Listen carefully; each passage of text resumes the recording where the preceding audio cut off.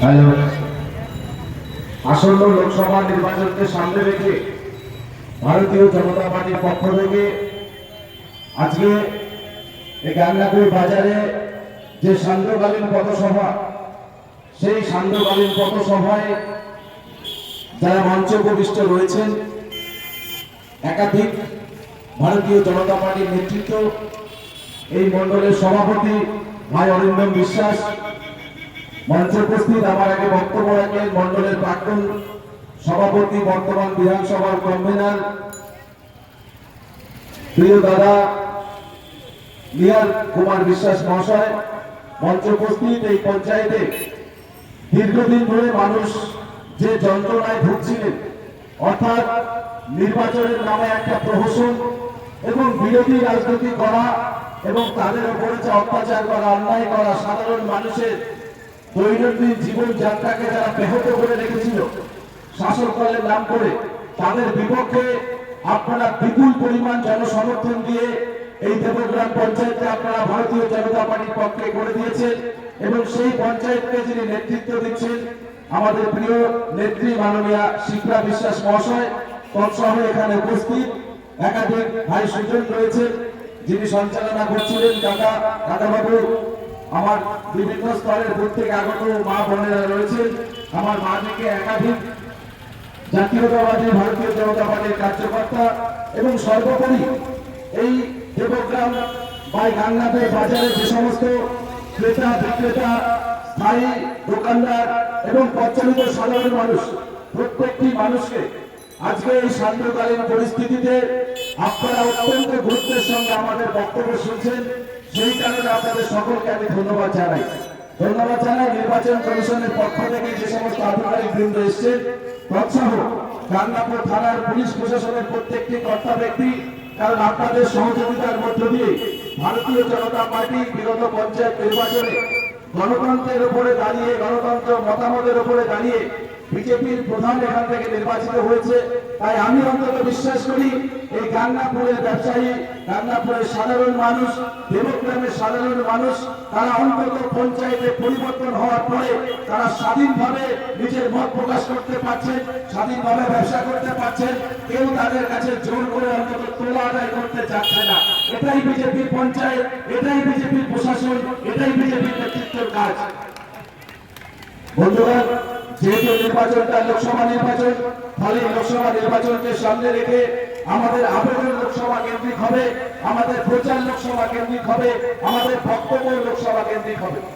ফলে আমরা যদি এই নির্বাচনটাকে পশ্চিমবঙ্গের ক্ষেত্রে আমরা ধরে নিই, তাহলে আমাদের প্রধান প্রতিপক্ষ এখানকার যারা শাসক দল অর্থাৎ তৃণমূল কংগ্রেস, রাজনৈতিক দলের সঙ্গে ভারতীয় জনতা পার্টির লড়াই এবং আমাদের এই ভারতীয় জনতা পার্টির তৃণমূলের অন্যায়ের বিরুদ্ধে আমরা লাগাতার সংগ্রাম করছি, আন্দোলন করছি, মানুষের পাশে দাঁড়াচ্ছি।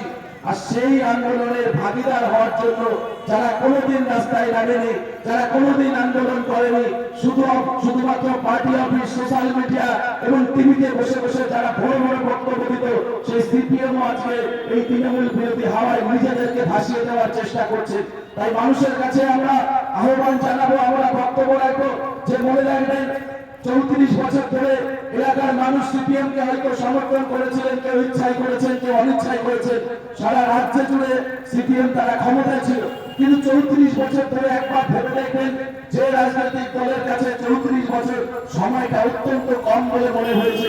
যারা আজকে দাবি তুলছেন যে আমাদের মন্দির চাই না, আমাদের এটা চাই না, ওটা চাই না, আমাদের ভাগ দেওয়া অর্থাৎ কাজের আন্দোলন, সেই সিপিএম এর কাছে আপনাদের পরিষ্কার ভাবে বলে দিতে হবে যে বন্ধু, তোমরা তো 34 বছর ক্ষমতায় ছিলে, 34 বছর ধরে তোমরা কি করেছো? 34 বছরে কটা যুবক যুবতীর চাকরি দিয়েছো? 34 বছরে কটা পঞ্চায়েতে ডেভেলপমেন্ট করেছো? 34 বছরে তোমরা কটা গ্রামে লাইটের ব্যবস্থা করেছো? 34 বছরে কটা তোমরা বাড়িতে ওই মানুষের ছাদের ব্যবস্থা করেছো? 34 বছরে কটা বাড়িতে বিদ্যুৎ পৌঁছে দিতে পেরেছো? 34 বছরে তোমরা কটা বাড়িতে বিনামূল্যে গ্যাসের ব্যবস্থা করতে পেরেছো? উত্তর যদি হয় দেখবেন একটা বড় আকারের শূন্য হবে। অর্থাৎ যে সিপিএম 34 বছর ধরে কোনো কাজ করেনি, যে সিপিএম 34 বছর ধরে শুধুমাত্র একটাই কাজ করেছে, ভোটের সময় তারা বাড়িতে যেত, বাড়িতে গিয়ে কৌটা নাচিয়ে টাকা তুলে সেই টাকা দিয়ে প্রতিটা গ্রামে একটা পার্টি অফিস তৈরি করেছে সেই সিপিএম কে চিনে নিতে হবে, একটা ভোটে তাদের দিকে যেন কেউ না দেয়। বন্ধুগণ, যদি কিছু করার থাকতো 34 বছর সংখ্যাটা কিন্তু কম নয়। একটা জেনারেশন তৈরি হয়ে মৃত্যু পর্যন্ত হয়ে যায়, একটা শিশু বড় থেকে বৃদ্ধ পর্যন্ত হয়ে যেতে পারে সিপিএম এর আমলে। সেই সিপিএম এতদিন পর্যন্ত যদি তাদের ক্ষমতা থাকতো, তাদের আমলে 55,000 কলকারখানা বন্ধ হতো না। যদি সিপিএম এর কিছু করার থাকতো, আজকে তারা যে কথাটা বলছেন যে আমরা পশ্চিমবঙ্গে ভারতবর্ষে যদি আমরা ক্ষমতায় আসি, এখানেই প্রশ্ন, একবার ভাবুন, আমাদের নির্বাচন দিল্লির অর্থাৎ সারা ভারতবর্ষের নির্বাচন, যে সিপিএম এর পশ্চিমবঙ্গে একটা পর্যন্ত সিটে জেতার মতো ক্ষমতা নেই, সেই সিপিএম তারা নির্বাচনী ইস্তিহার বানাচ্ছে, মানুষের কাছে বাড়ি বাড়ি লিফলেট পৌঁছে দিচ্ছে, আমরা জিতে প্রধানমন্ত্রী, আমরা এটা করব, আমরা জিতে প্রধানমন্ত্রী হলে আমরা 370 ধারাকে পুনরায় ফিরিয়ে আনবে। ওরা যদি জিতে ক্ষমতায় আসে, তাহলে বিজেপি যে সমস্ত পরিকল্পনা নিয়েছে গরিব মানুষের জন্য, প্রত্যেকটা পরিকল্পনা তারা নাকি বাতিল করে দেবে। একবার ভাবুন, যে সিপিএম যে দলের একটা বিধায়ক পর্যন্ত নেই, একটা লোকসভা সাংসদ পর্যন্ত জেতার মধ্যে জায়গাতে নেই, তারা আজকে শুধুমাত্র তৃণমূল কংগ্রেসের বিরোধী ভোটটাকে কাটার জন্য, ভোটটাকে কেটে তৃণমূলকে সুবিধা পাইয়ে দেওয়ার জন্য তারা আবার নির্বাচনী ইস্তেহার প্রকাশ করেছে। আপনাদের কাছে আমরা সজাগ ভাবে বলতে চাই, যারা মনে মনে হয়তো বামফ্রন্ট করতেন, তাদের কাছে আমরা বলতে চাইবো, ভুলে যাবেন না বন্ধু, 2011 সালের পরবর্তী সময় শুধুমাত্র সিপিএম করার কারণে আপনাদের উপরে তৃণমূল কংগ্রেস কতটা অত্যাচার করেছে।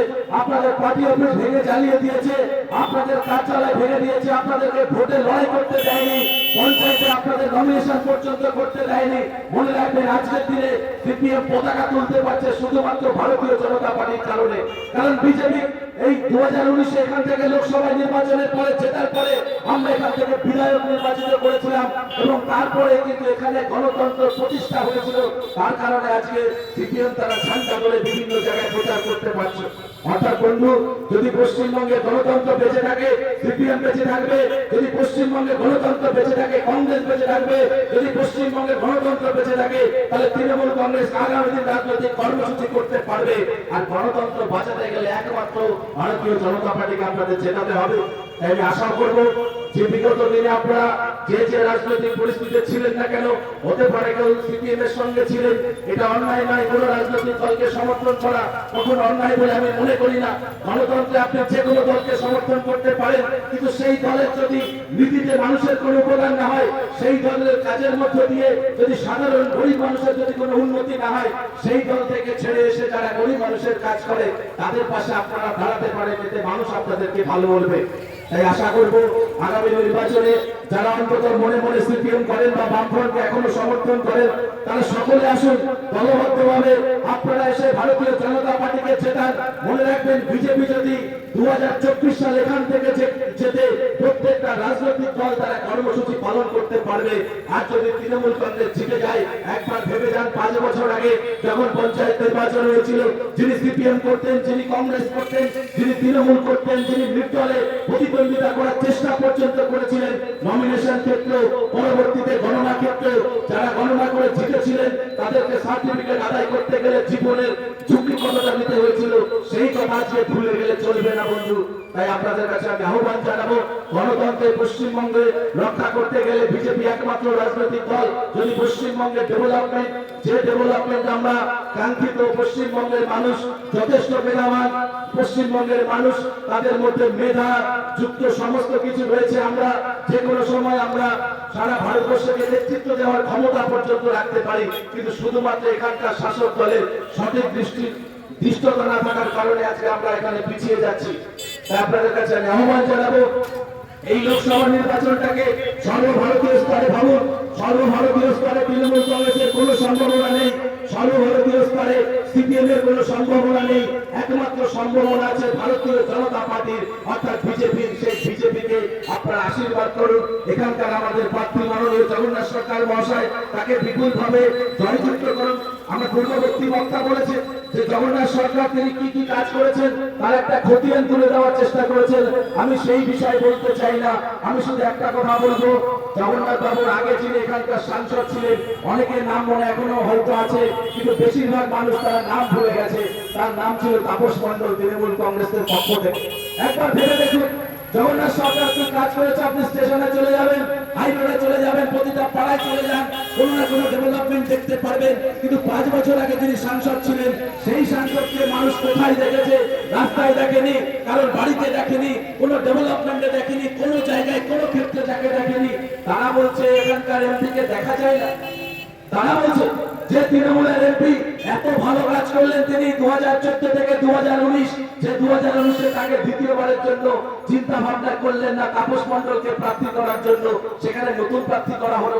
অর্থাৎ দলের মধ্যে সিদ্ধান্ত হয়েছিল যে 5 বছর ধরে তৃণমূল কংগ্রেসের যিনি এমপি, তিনি লোকসভায় দাঁড়িয়ে একটা ডিবেট পর্যন্ত অংশগ্রহণ করেননি, তিনি রানাঘাটবাসীর জন্য একটা কথা পর্যন্ত বলেননি, তিনি একবারের জন্য বলেননি সীমান্তবর্তী এলাকা রানাঘাটের মানুষ তাদের কি কষ্ট, তাদের কি অর্থনৈতিক পরিবেশ, সামাজিক পরিবেশ, তার জন্য তিনি একটা বারের জন্য কথা বলেননি। তিনি একবারও বলেননি যে রানাঘাট লোকসভার প্রায় 70% মানুষ ওপার বাংলা থেকে আগত হিন্দু উদ্বাস্তু, যারা ওপার বাংলায় অত্যাচারিত হয়ে এপার বাংলায় এসেছিল, কিন্তু এপার বাংলায় আসার পরে শাসক দল তাদেরকে শোষণের মাধ্যমে তাদেরকে সমস্ত রকম ভাবে ব্যবহার করেছে, তাদেরকে মাথা উঁচু করে বাঁচার জন্য কোনো কাজ করেননি। তিনি লোকসভায় দাঁড়িয়ে বলা উচিত ছিল, 5 বছর সময়টা কম নয়, তিনি সুযোগ পেয়েছিলেন, তার বলা উচিত ছিল ওপার বাংলা থেকে যারা উদ্বাস্ত হিন্দু তাদেরকে এপার বাংলায় এসে সম্মানটা করে দেওয়ার দায়িত্ব, কিন্তু একবারের জন্য বলেননি। আজকে যিনি বললেন তিনি আমাদের নেতা জগন্নাথ সরকার মহাশয়, তিনি বুক চিতিয়ে তিনি বললেন যে আমার ওপার বাংলা থেকে আগত প্রত্যেকটা হিন্দু বাঙালি যারা এপার বাংলায় এসেছেন, তিনি যেদিন আসুন না কেন তাদেরকে নাগরিকত্ব দেওয়া, তাদেরকে সম্মান দেওয়া, তাদেরকে কেন্দ্রীয় সরকারের সকল রকমের সুযোগ সুবিধা দেওয়ার দায়িত্ব ভারতীয় জনতা পার্টির এবং কেন্দ্রীয় সরকারের। এই কথা যিনি বলেছেন, আজকে আমরা তাদের হয়ে আপনাদের কাছে ভোট চাইতে এসেছি। ফলে এটা কতটা আবেগের, কতটা গর্বের বিষয় সাধারণ মানুষকে বুঝতে হবে যে একজন লোকসভায় তাকেই পাঠানো উচিত। সাধারণত ডেভেলপমেন্ট হয় পঞ্চায়েতের মাধ্যমে, আমরা জানি আপনার পাড়ায় রাস্তা নির্মাণ হবে, আপনার গলিতে ভাঙা রাস্তাটা নির্মাণ হবে পঞ্চায়েতের মাধ্যমে, ছোটখাটো রাস্তাগুলো পঞ্চায়েত সমিতির মাধ্যমে, বড় রাস্তাগুলো জেলা পরিষদের মাধ্যমে নির্মাণ হয়। কিন্তু সারা ভারতবর্ষের সামগ্রিকভাবে একবার ভেবে দেখুন, 543টা যে সাংসদ নির্বাচিত হন, সেই 543টা সাংসদের মধ্যে তাদের নিজেদের মধ্যে আলাপ আলোচনার মধ্য দিয়ে ভারতবর্ষ আগামী দিন কোথায় যাবে, ভারতবর্ষ আগামী দিন অর্থনৈতিকভাবে কোথায় পৌঁছে যাবে, ভারতবর্ষ আগামী দিন প্রতিরক্ষার ক্ষেত্রে কোথায় এগিয়ে যাবে, পররাষ্ট্রনীতিতে ভারতবর্ষের নীতি নির্ধারণ কি হবে তারা ঠিক করেন। ফলত আমরা বলতে পারি একমাত্র ভারতীয় জনতা পার্টি যারা আগামী দিন লোকসভায় 400-র উপরে সংখ্যা নিয়ে আমরা ক্ষমতায় আসতে চলেছি, সেই 400-র মধ্যে একটা সিট আমাদের এই রানাঘাট লোকসভায় ভারতীয় জনতা পার্টির পক্ষে আমরা দেখতে চাই। বন্ধুরা, অনেক কথা এখানে হয়তো পূর্ববর্তী বক্তারা বলেছেন। আমি আজকে এখানে আপনাদের মধ্যে এসেছি নদিয়া দক্ষিণ সাংগঠনিক জেলার যুব মোর্চার সভাপতি হিসাবে। ফলে এই রাজ্যের, এই বাংলার এই রানাঘাট লোকসভার যুব সমাজের বর্তমান কি অবস্থা আছে সেই বিষয়ে মানুষকে আমি অবগত করতে চাই। আজকে আমরা যখন এখানে বক্তব্য রাখছি, একটা ভেবে দেখুন, কে কোন রাজনৈতিক দল করেন বড় বিষয় নয়, তিনি রাজনীতির সঙ্গে যুক্ত না সেটাও বড় বিষয় নয়। কিন্তু আজকের দিনে আপনার ভেবে রাখতে হবে যে পশ্চিম বাংলায় 35 বছর থেকে 18 বছর, অর্থাৎ 18 থেকে 35, এই যে যুবক যুবতীদের যে বয়স থাকে, যে বয়সে তাদের শারীরিক সক্ষমতা সব থেকে বেশি, যে বয়সে তারা যে কোনো কাজ অত্যন্ত গুরুত্বের সঙ্গে দায়িত্বের সঙ্গে পালন করতে পারে, সেই বয়সটাকে কিভাবে ভঙ্গ করে দেওয়া হয়েছে।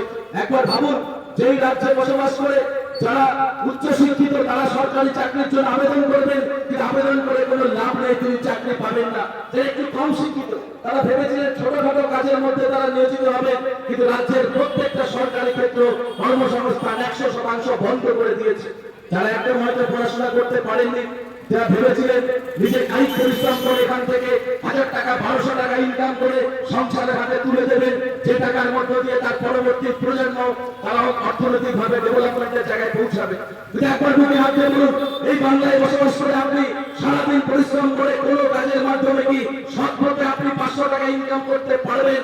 আশা করি উত্তর হবে একদমই নয়। আমরা সর্বোচ্চ 300 টাকা ইনকাম করতে পারি, যদিও সেই টাকায় যে ইনকাম করছি তার সঙ্গে রাজ্য সরকার বা তৃণমূলের কোনো যোগ নেই। তারা প্রচারে বলছে যে আমরা লক্ষ্মীর ভান্ডার দিচ্ছি, আমরা রূপশ্রী, আমরা কন্যাশ্রী দিই, আমরা সবুজ সাথী দিই, তার বিনিময়ে আমাদেরকে ভোট দেন। আমি বলতে চাই, রূপশ্রী যারা পায়, কন্যাশ্রী যারা পায়, তাদের সঙ্গে আমাদের কোনো বিরোধ নেই। কিন্তু আমার বাড়িতে যে যুবক 10 বছর ধরে অপেক্ষা করছে সরকারি চাকরির জন্য, আমার বাড়িতে যে যুবক যে পড়াশোনা হয়তো করতে পারেনি অর্থনৈতিক কারণে, তাকে 10 থেকে 12 বছর ধরে পরিবারের প্রত্যেকটা সদস্য, মা বাবা ভাই বোন, এমনকি বিবাহ করে তার ওয়াইফকে রেখে তাকে কেরালায় যেতে হয়েছে, কর্ণাটকে যেতে হয়েছে, দিল্লিতে, মহারাষ্ট্রে যেতে হয়েছে কাজের জন্য। কারণ সেখানে কাজ করলে 1000 টাকা 1200 টাকা প্রতিদিন পাওয়া যায়। তাদের কি হবে? তাদের কি হবে? অর্থাৎ এই যে যুব সমাজ, সেই যুব সমাজের কাছে আমি আহ্বান জানিয়ে যাব, আপনাদের যদি মনে হয় এই রাজ্য সরকারের আমলে আপনাদের কোনো সহযোগিতা পেয়েছেন, কোন রকম কোনো পরিকল্পনা পেয়েছেন, যে পরিকল্পনার মাধ্যমে আপনি নিজে একটা ব্যবসা করে দাঁড়াতে পারবেন, যে পরিকল্পনার মাধ্যমে দিনের শেষে আপনি 500-700 টাকা ইনকাম করে পরিবারের পাশে তুলে দিতে পারবেন, তাহলে আপনি তৃণমূলকে ভোট দিতে পারেন। কিন্তু যদি মনে হয় এই রাজ্য সরকারের আমলে 2013 থেকে আজকে 2024 প্রায় 11 বছর সম্পূর্ণরূপে সরকারি কর্মসংস্থান বন্ধ, প্রাইভেটাইজ কোম্পানিগুলো তারা কলকাতা থেকে তাদের অফিস কখনো হায়দ্রাবাদের, কখনো ব্যাঙ্গালোর, কখনো মহারাষ্ট্রে নিয়ে গেছে। কলকাতাতে আজকে তিনি আইটি সেক্টর সহ কোনো কলকারখানার কোনো কাজে নেই। ফলে আপনাদের কাছে আমি আহ্বান জানাবো, ভারতীয় জনতা পার্টি আমরা নিশ্চিতভাবে আপনাদেরকে বলেছি যে রাজ্য সরকার যে সমস্ত প্রকল্পগুলো করেছে, আমরা সেই প্রকল্পের বিরোধী নই। আমার বাড়িতে মায়ের অ্যাকাউন্টে 1000 টাকা, বোনের অ্যাকাউন্টে 1000 টাকা দিচ্ছেন, তার সঙ্গে আমাদের বিরোধিতা নেই। কিন্তু আমরা বলেছি যে শুধুমাত্র 1000 টাকা, শুধুমাত্র 500 টাকা, শুধুমাত্র 1200 টাকার বিনিময়ে কোনো সংসার চলতে পারে না। সেই সংসারকে যদি সচল রাখতে হয়, সংসারকে যদি একটা অর্থনৈতিকভাবে ভারসাম্য জায়গায় রাখতে হয়, তাহলে সেই বাড়ির একজনকে কাজের ব্যবস্থা করতে হবে। তাই আমরা আমাদের নির্বাচনী ইশতেহারে পরিষ্কারভাবে বলেছি যে একবার ভারতীয় জনতা পার্টিকে জেতান, পশ্চিমবঙ্গ থেকে 30টা আসন আপনারা তুলে দিন। তাই করে আমরা বলে যাই, 30টা আসন যদি আপনারা তুলে দেন, 6 মাসের মধ্যে এই বিধানসভা ভেঙে যাবে, মুখ্যমন্ত্রী পদত্যাগ করবেন এবং বাংলায় নতুন করে নির্বাচন হবে। এবং সেই নির্বাচনের ফলে দেখবেন 200 নম্বরের আসন নিয়ে ভারতীয় জনতা পার্টি আমাদের সরকারে বসবে। এবং সরকার যেদিন গঠন হবে, মন্ত্রিসভা গঠন হওয়ার প্রথম 1 সপ্তাহের মধ্যে আমার যে মায়েদের অ্যাকাউন্টে লক্ষ্মীর ভান্ডার নামে 1000 টাকা দেওয়া হচ্ছে, আমরা শুধু প্রকল্পটার নাম পরিবর্তন করে সেটাকে আমরা অন্নপূর্ণা ভান্ডার করব এবং 1000 টাকা 3000 টাকা করব, যাতে আমার মায়ের চোখের জল কিছুটা হলে আমরা বোঝাতে পারি। যদি আমি বিশ্বাস করি শুধুমাত্র 3000 টাকা একটা সংসার চলতে পারে না, তাই তো আমাদের সরকার, আমাদের পার্টি পরিষ্কারভাবে আমরা ঘোষণা করেছি যে আমরা মায়ের অ্যাকাউন্টে 3000 টাকা দেবো, বোনের অ্যাকাউন্টে 3000 টাকা দেবো। কিন্তু আমার বাড়িতে যদি সরকারি চাকরি পাওয়ার যোগ্য কোনো প্রার্থী থাকে, তাকে আমরা কর্মসংস্থান দেবো। আমরা প্রতি বছর এসএসসি করবো, প্রতি বছর পিএসসি করবো, পঞ্চায়েতে যতগুলি কর্মসংস্থান ফাঁকা আছে সেখানে পূরণ করবো। পৌরসভাগুলিতে যত ভ্যাকেন্সি আছে প্রত্যেকটা ভ্যাকেন্সি আমরা পূরণ করবো। বিডিও অফিসগুলোতে যত ভ্যাকেন্সি আছে প্রত্যেকটা ভ্যাকেন্সি আমরা পূরণ করবো। ফলে আমরা দায়িত্ব নিয়ে বলতে পারি, এই মুহূর্তে প্রায় 2 লক্ষের উপরে পশ্চিমবঙ্গের রাজ্য সরকারের যে সমস্ত সরকারি জায়গাগুলি আছে, সেখানে প্রায় 2 লক্ষ কর্মসংস্থানের জায়গা ফাঁকা রয়েছে।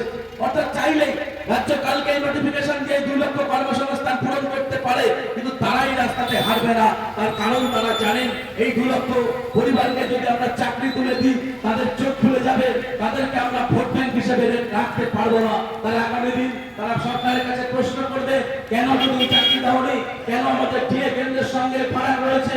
ফলে তারা তৃণমূল কংগ্রেসকে ছেড়ে দিয়ে তারা বিরোধী রাজনৈতিক দলে যোগদান করবে শুধুমাত্র এই ভয়ে। অন্যদিকে বিপুল পরিমাণ যে দান খয়রাতি, ক্লাবের টাকা, বিভিন্ন ক্ষেত্রে তাদের যে ছোট ছোট ফান্ডের মাধ্যমে টাকা দিয়ে মানুষকে ভোট ব্যাংকের জায়গায় করে রেখেছে, সেই জায়গাগুলো বন্ধ হয়ে যাবে শুধুমাত্র এই ভ্যাকেন্সিগুলো যদি পূরণ করা হয়। তার জন্য তিনি ভ্যাকেন্সি পূরণ করছেন না। আজকে আমরা যারা রাজনীতির সঙ্গে যুক্ত নেই, অনেকে মনে করে বিজেপি চিৎকার করছে, তার সাথে আমার কি সম্পর্ক।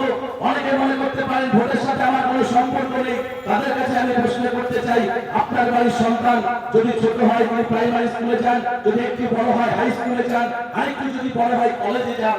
কিন্তু প্রশ্ন হচ্ছে প্রাইমারি স্কুলে গিয়ে কার কাছে পড়ছে, প্রশ্ন হচ্ছে হাই স্কুলে গিয়ে কোন শিক্ষকের কাছে পড়ছেন, প্রশ্ন হচ্ছে কলেজে গিয়ে তারা কোন শিক্ষকের কাছ থেকে পড়াশোনা করছেন, যে আপনার ছেলে আগামী দিন পড়াশোনা করে একটা বড় জায়গাতে যাবে।